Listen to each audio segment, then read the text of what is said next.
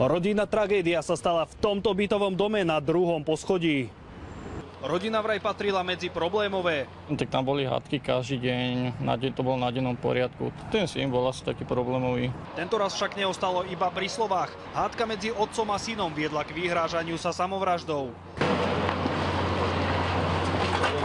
Čo sa stalo po hádke, s istotou nevie povedať nikto. Policajti našli už len 62-ročného otca rodiny so 17 bodnými ranami. Muž utrpel mnohopočetné bodné poranenia nezlučiteľné so životom. Záchranári mu už žiaľ nedokázali pomôcť. A fakt je to pre mňa dosť neviem to vysvetliť ani čo sa mi deje teraz v hlave a nerobím vôbec dobre, to sú tu kamery a budete sa ma pýtať na nejaké otázky. Páchateľom mal byť podľa všetkého syn. Podľa svedka ho polícia z bytu odviedla v putách. Viem, že bol prehnutý v putách a mal kapucu cez hlavu. Susedia sú z nešťastia zhrození, viacerí však hovoria, že sa to dalo očakávať. Ten stredný, tak ten bol taký problematický, takže vraj tam boli aj drogy a alkohol.